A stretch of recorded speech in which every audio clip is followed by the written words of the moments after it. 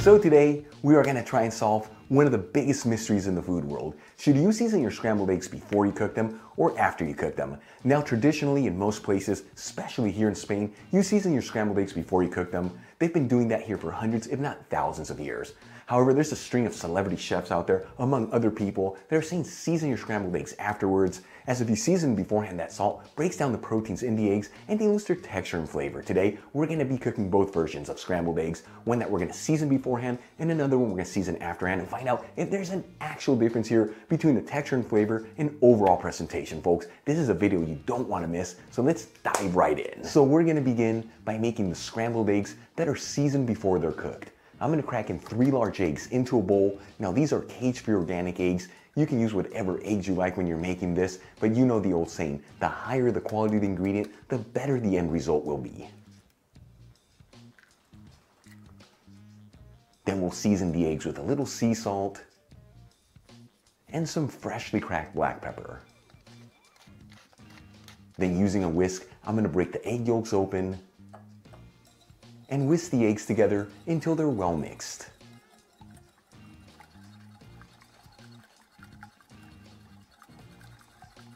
Once the eggs are well whisked, I'm going to add in 1 tablespoon of cold water. This equals 15 milliliters, and the water is optional. I like to add water into the eggs, as when the water is heated on the stove, it creates a steaming effect that helps in a fluffier scrambled egg.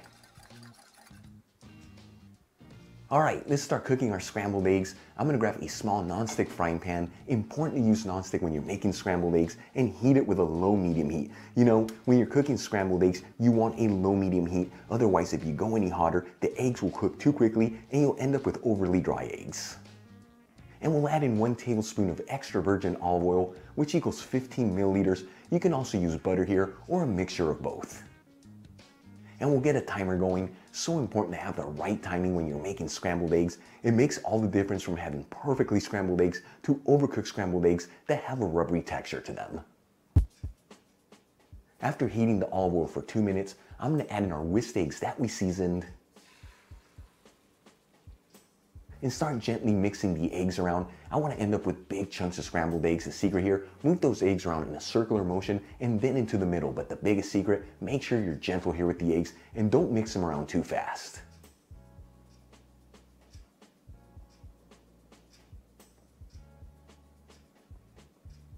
Exactly 2 minutes after adding the egg mixture into the pan, these scrambled eggs should be perfectly cooked. You don't want to overcook them. I'm going to remove them from the heat, transfer them into a serving dish, and we'll sprinkle it with some freshly chopped chives. Check it out, our first set of scrambled eggs are done. These are the ones that we season before we cook them. They have a beautiful presentation and they're nice and fluffy. Now let's make the scrambled eggs we're going to season after we cook them. Using the same pan, I'm going to wipe it clean. Once again, heat it with a low-medium heat, and add in 1 tablespoon or 15 milliliters of extra virgin olive oil. And once again, I'm going to get the timer going. That way both sets of scrambled eggs are cooking the exact same amount of time. As the oil is heating, I'm going to crack in 3 large organic cage-free eggs into a bowl.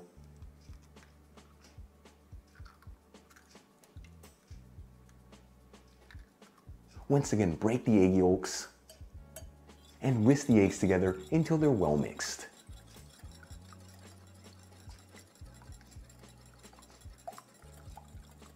And once again, I'm going to add in 1 tablespoon or 15 milliliters of cold water and give it one final whisk. Like I told you earlier, this is optional, but it really does help in giving you a fluffier scrambled egg. After heating the olive oil for exactly 2 minutes, just like we did in the first recipe, I'm going to add in the whisked eggs into the pan.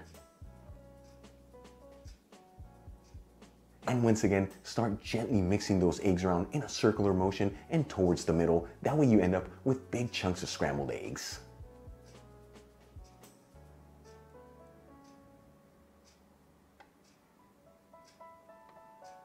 After 1 minute and 45 seconds, these scrambled eggs look like they are almost perfectly cooked. At this point, I'm going to season them with a little sea salt and some freshly cracked black pepper.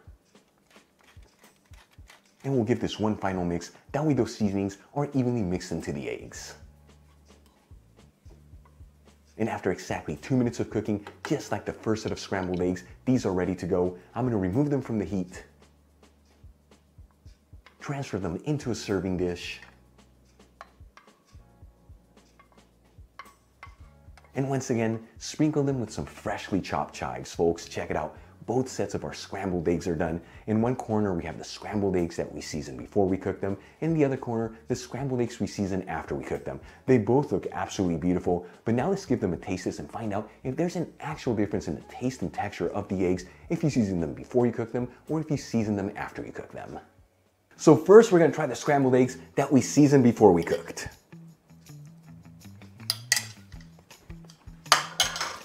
Okay, now we're gonna try the scrambled eggs that we seasoned after we cooked.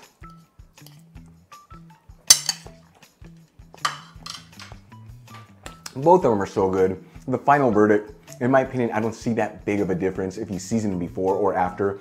What I do notice, if you season them before, they're a little bit fluffier, and if you season them after, you get a bit more flavor out of it. Either way, I don't see such a huge difference that it's such a big deal out there. I'm gonna stick to my guns. I like to season them beforehand because that's just the way I've always done it, but either way is absolutely delicious. It really comes down to a matter of personal preference. Really quick before I go, a shout out to a couple of my patrons, Terry K. Clean and Robert Jefferson, aka the Kamakura Gardener. Again, guys, thank you so much for being patrons of Spain on a Fork. You know how much I appreciate you. For the rest of you, if you're not with me on Patreon, consider becoming one. Has the ingredients and equipment to continue making videos like this. You'll find my Patreon link in the description box below and iCard above. If you enjoyed today's video, hit that like button. Leave me a comment below, and if you're not subscribed, you know what to do. Smash that subscribe button. Till the next time, hasta luego.